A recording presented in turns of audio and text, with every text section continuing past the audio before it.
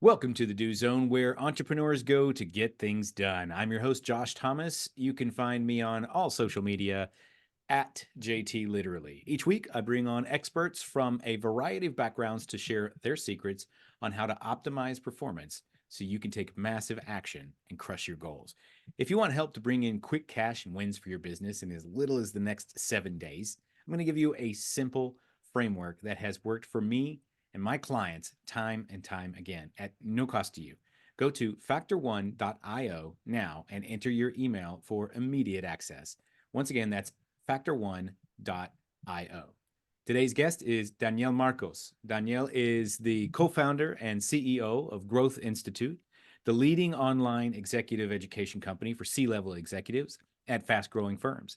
He is a keynote speaker, columnist from Inc. magazine, and a CEO coach with a mission to help 1 million entrepreneurs scale their impact and reduce drama in the process. Danielle, welcome to the Do Zone. Tell us something you believe is the key to getting stuff done that most people wouldn't think of. Not surprisingly, not new, have discipline to execute. It's just so easy and so hard for people. That's why you have Atomic Habits, and that's why it was such a great book. And some of the books that you have in the back, like, we know what you have to do. Like how many recipes or diets you've seen to lose weight? How many people have told you if you go to the gym every day for 45 minutes, you're going to lose weight and have an amazing body and feel great? Who does it? Very, very, very, very few. So building the plan, it's easy. Executing the plan is really, really hard. And that's what counts, and that's the difference. But Danielle, it's so much fun to build the plan. It's not fun to execute.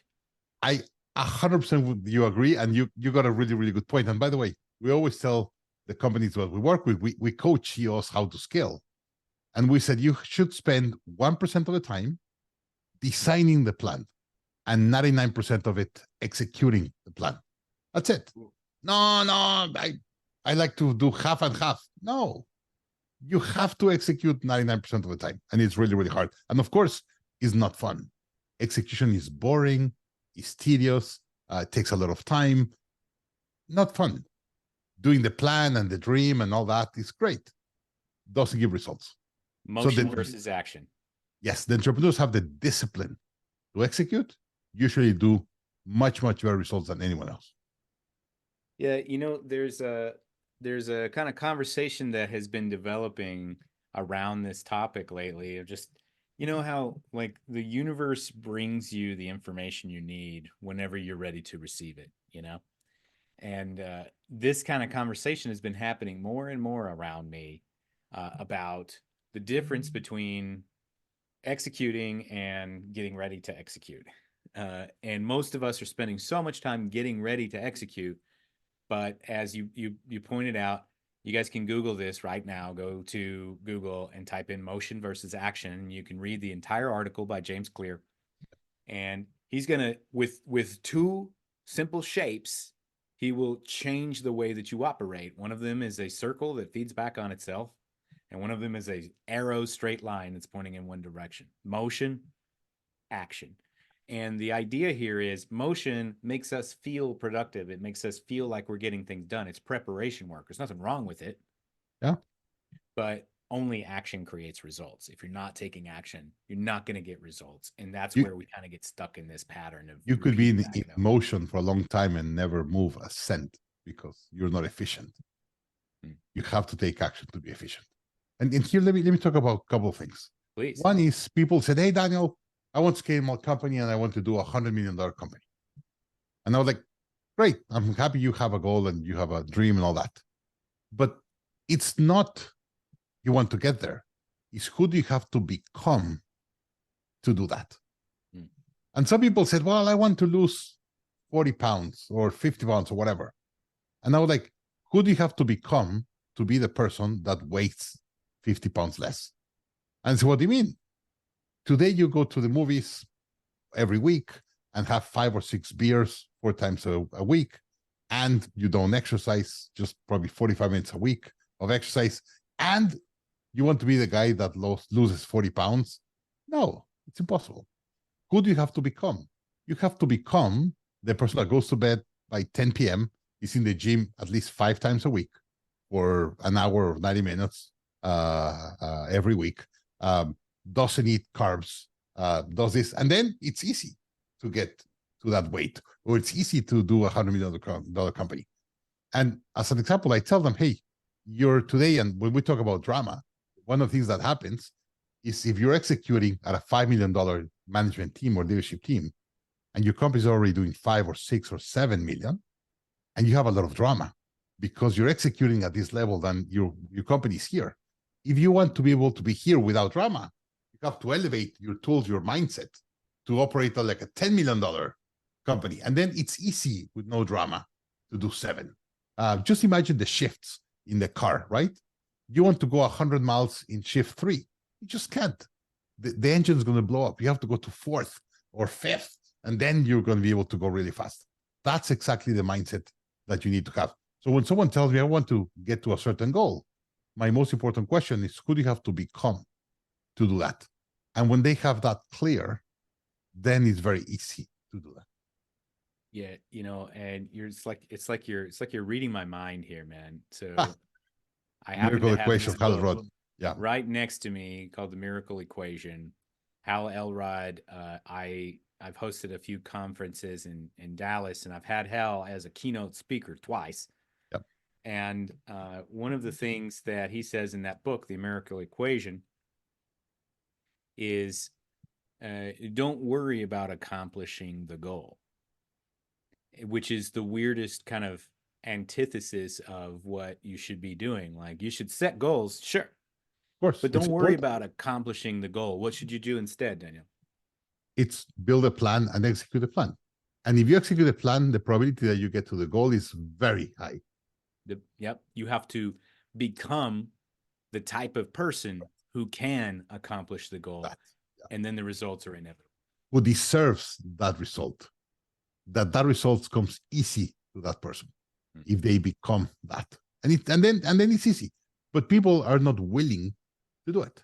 They don't have the will, they don't have the power, they don't have the discipline, and they just frankly say, I just don't want to do it. So I'll give you an example. The other day, I was coaching this company in Ecuador. Uh, just to give you an idea, the best soil for roses is in Ecuador and Kenya in Africa because of the latitude and all that, and the whatever is the best soil. And the guy had a goal of being the biggest rose company in the world. So we're doing the planning session, and in the planning we're doing an idea session of what we need to do to become the biggest one in the world.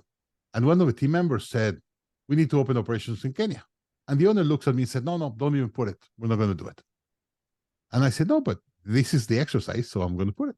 No, remove it. And I was like, no, I'm leading the exercise. I'm going to keep it. So I kept it. And we have a way to measure impact and everything. And the number one was open operations in Kenya. Mm.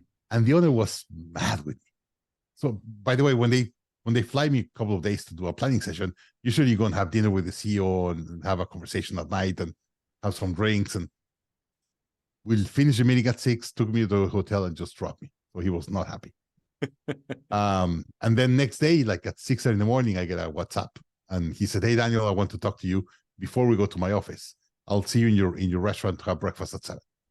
So I went to the breakfast at 7 and I met with him and said, hey, Daniel, I realized that, yes, if my goal is to be the biggest one in the world, I have to open operations in Kenya because it's very difficult to dominate let's say, the market in France, in Paris, or London, and sending the flowers from Ecuador. I have to send the flowers from Kenya. It's just two days less of travel.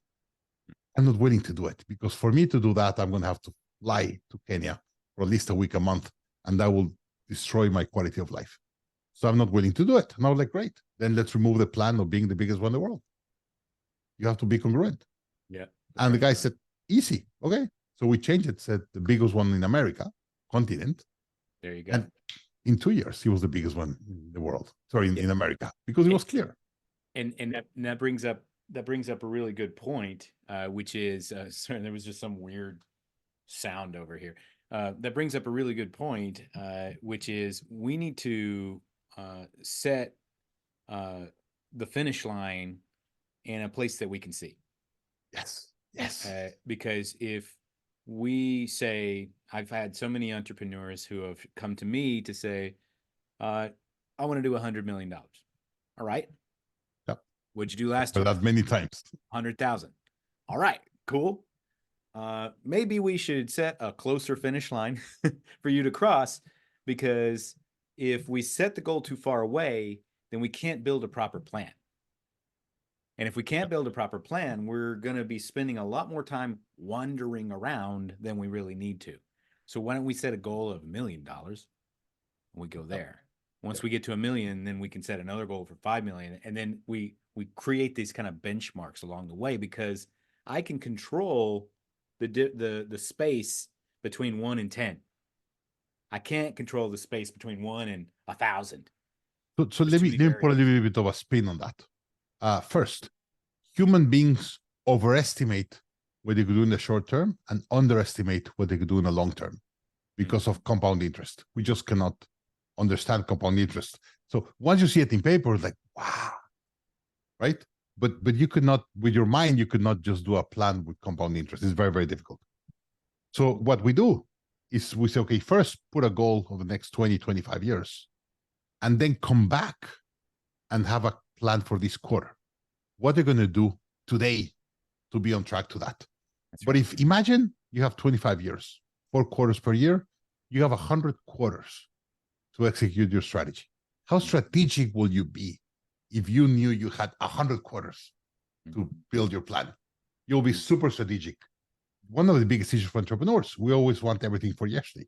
I come to my team, we have to do this. And they looked at me and said, by when do you need it? And I was like, what? Now, right? I need it right now. That's why I'm asking for it. And now the joke, in my company is you want it for yesterday. And I was like, yeah, you should have been done yesterday. But that's reality. But now that you know you have 100 quarters, you're way more strategic. And say, okay, great. I have 100 quarters. What do I need to do today to do 1% of that? And then you start getting the right timing. And Bert Harnish, my mentor, always says, Daniel, I want you to be very, very clear where you're going to be in the next 10 to 25 years and what you're going to do this quarter. Everything else, you can't control it. You could get an idea of where you're going to be, but you just can't control it. But the quarter, you have to be very precise what you're going to accomplish. That's right. Yeah, well said, man. And so tell us a little bit about what you're focusing on right now, where people can connect and learn more about you. So today what we're working the most is really building a 100% solution for scaling your company. So let me walk you through this. I think it's important. Every entrepreneur, when they come to me and say, I want to have a $100 million company, whatever, but I want to have a self-managing company. I want a company that runs without me. And I was like, well, yeah, but let's break that, right? First, you need a growth platform. You need to have a platform system to set priorities, goals, KPIs, and all that. Something like scaling up as a growth platform. And then you need to have enough capable leaders to be able to execute your plan. And that's the biggest pain today in the companies. Building a strategy is easy. Having a team of capable executives to be able to run your company is very, very hard. That's where we're focusing. So we said, hey, give us your team, give us 18 months, around 20 minutes a week for 18 months, and your teams are going to know how to run meetings, negotiate KPIs, hire people, fire people, negotiate supplier contracts, all these things that they need to know to be on the C-suite. Most of the people in the C-suite of mid-market companies, they started in the frontline team members. They start growing because they have a great attitude and you could trust them because they get things done. But by the time they get to the C-suite, they really don't have the tools to really be on the C-suite. And what we provide is all those tools for them to be competitive executives on the C-suite. And that's what I'm putting all my time to. Awesome. And where can we learn more about that, and who's a good candidate for you? So growthinstitute.com, that's our main website. Social media, wherever you go on social media. The social media that I respond the most is Instagram, danielmarcos.scale. And happy to have a conversation.